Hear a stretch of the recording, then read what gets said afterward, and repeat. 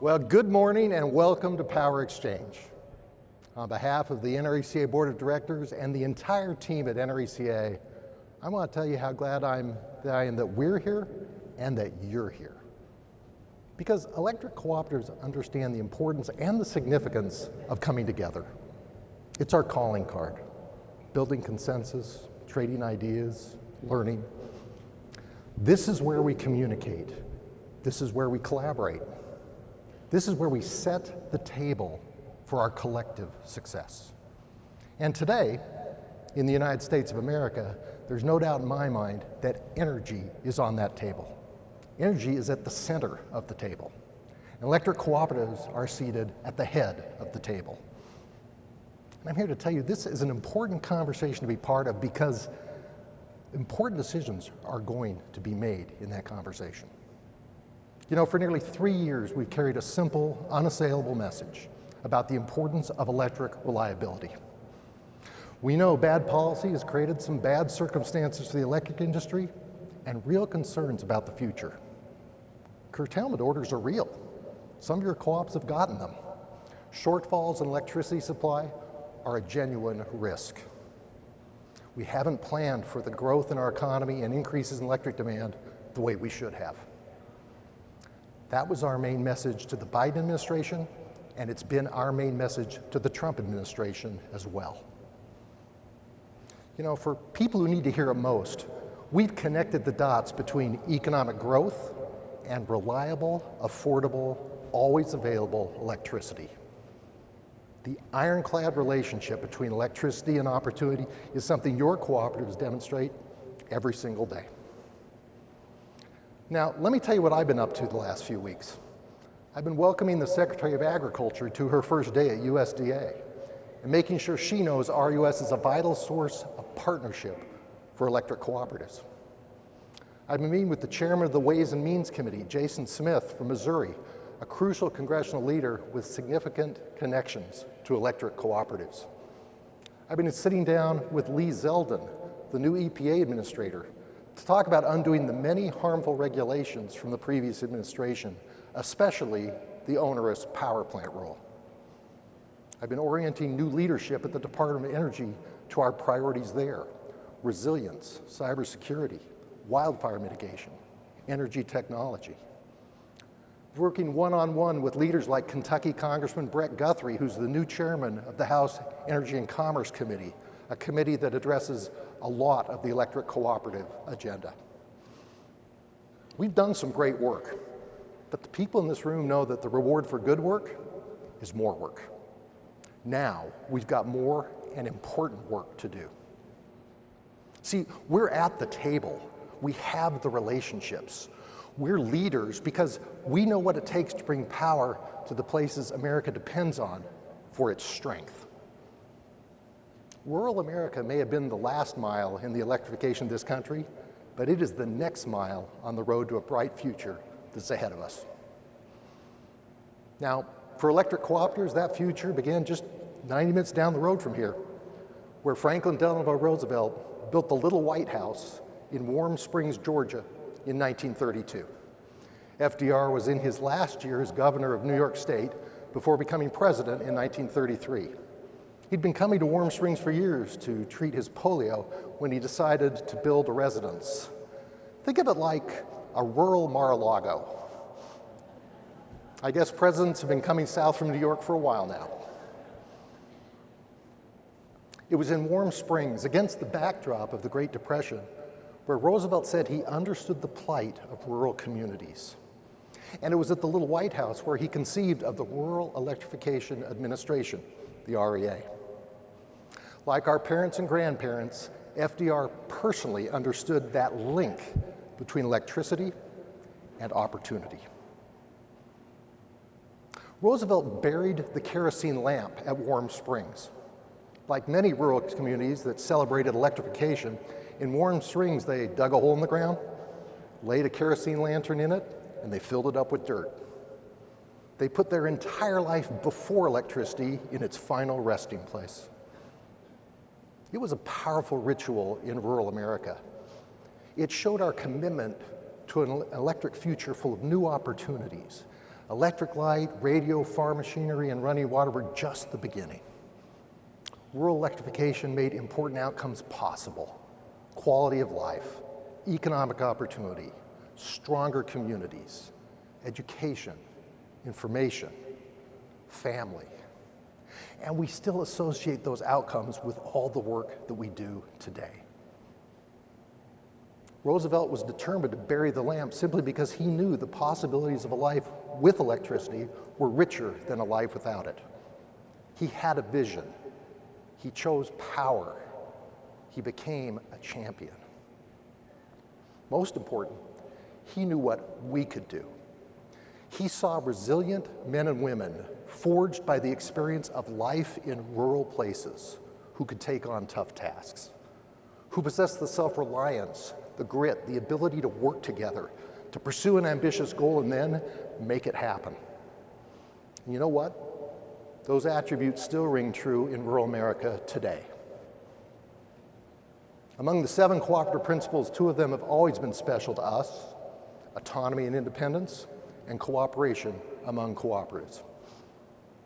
And the goal of rural electrification ultimately was to leverage the cooperative business model for electricity, to invest in the futures of resilient rural communities with their vast resources and resilient rural people with our vast resourcefulness, to invest in the potential of the people we call neighbors and the places that we call home.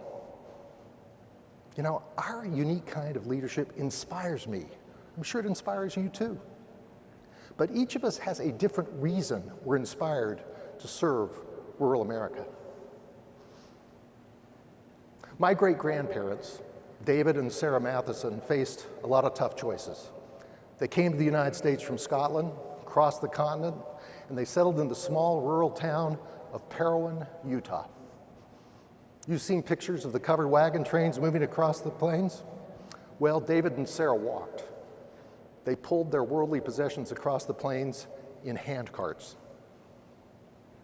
My great-grandfather lost his sight from a bout with scarlet fever, and the folks in Parowan provided a job to him as a janitor in the schoolhouse. And since he couldn't see, his kids would come to the school to shovel coal into the boiler in the winter and clean the school throughout the year. David and Sarah had a family of 13 children, and as was common in rural America, they paired each of the kids closest in age, so one worked on the farm for a year while the other went to school. And the next year they'd switch who went to school and who worked the farm. My grandfather, Scott Matheson, was paired up with his brother, Angus. At the end of a year when Angus had worked on the farm and my grandfather went to school, Angus suggested it would be best to give up his school opportunity so my grandfather could continue.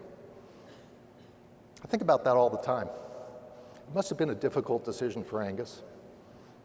He recognized the importance of education, he valued that chance to go to school, and he knew that each of them holding half an education could never accomplish what one of them could, holding all of it. And Angus was right. My grandfather Scott was one of only 13 children to graduate from high school. Angus worked on the farm his whole life, a life he chose. And it says to me a lot about the costs of being exceptional, what it takes sometimes to completely change your circumstances. Angus's decision was rooted in his own self-reliance, sure, but really self-awareness and selflessness. And thinking back to the earlier example of Roosevelt for just a minute, the same way FDR called for sacrifice so the nation could invest in rural America, Angus sacrificed so his family could make a similar investment in his brother. They were a tight-knit family who loved to sing songs and act in plays and be part of the community. They had little money and a lot of very challenging circumstances, but they were wealthy in other ways. It was their commitment to faith and family that mattered most to them, and what may appear to be a hard life to those who didn't grow up in a rural town was actually a life that they cherished. They knew what it meant to make tough choices, but they tried hard to make the right choices. We all have great stories just like that one. Our families all have examples of tough times and the hard decisions that come along with them. But we strive to do the right thing, and we're good at doing this for a reason. Because in the face of hardship, we draw on this incredible foundation laid by those who came before us. Character, courage, hope. As electric cooperatives, we know we still face some tough choices in rural America today. And we talk about the challenges all the time. Growing demand for electricity and supply that can't keep up. Bad policy, red tape, and regulations that hamper investments in our electric grid, in generation, in technology. Undervaluing reliability when it matters most, when the light on the dashboard is blinking red. Failing to plan for the future our children and grandchildren deserve. And yes, these are challenges, but we don't allow them to defeat us. When I talk about a pro-energy agenda for America, I'm talking about what we do best. Pro-energy means local control. You can meet the demands for growth in your community with the right strategy for you. When we plan for the future, we do it with all the members of the community as stakeholders, in leadership positions at our co-ops and in our boardrooms, with transparency, with democracy, with real concern for community. Pro-energy means being practical. We're in a hole, stop digging. And today, NRECA is successfully pressing for the withdrawal and repeal of dozens of harmful regulations.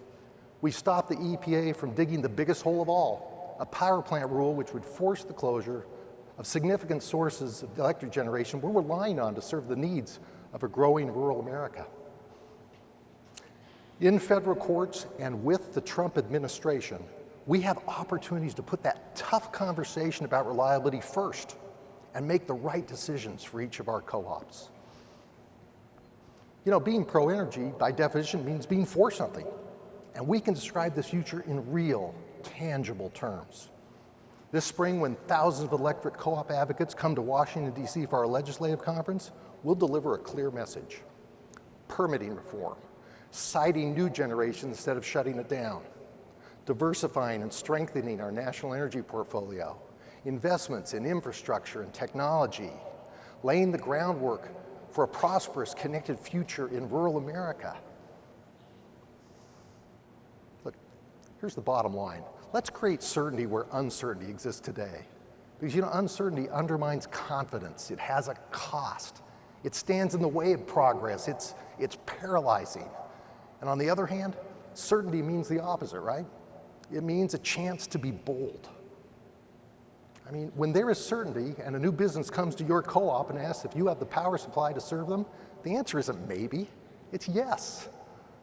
When there is certainty and a CEO delivers a budget in the boardroom with a proposal to improve analytics or grid security or sensors, the answer isn't maybe, it's yes. And when there is certainty and an apprentice lineman or a promising employee just starting out asks you if an electric co-op is a good place to build a career, the answer isn't maybe, it's yes. And when I talk about a pro-energy agenda for America, people in Washington listen because they know who we are and they know where we come from. Together, we built a reputation for creating opportunity. I mean, it's the very purpose for starting an electric co-op in the first place. And they know rural places, rural communities, and rural people are worth investing in. They know our country is stronger when rural America is strong. So for our part here this week, our task is this. We need to bring that future into focus and renew the commitment FDR made to rural communities 90 years ago. And let's acknowledge the moment that we're in. This is a chance to create real, meaningful change. And throughout the history of electric co-ops, we've always approached times like this with ideas and vision, with positive, constructive engagement, with authentic leadership. All our conversations this week add up to one strong, powerful voice, a voice we can use, a voice that works for us. That's the voice people here in Congress, in the White House, in Washington, and across the country. And that's the voice we're going to use when we're at the head of the table.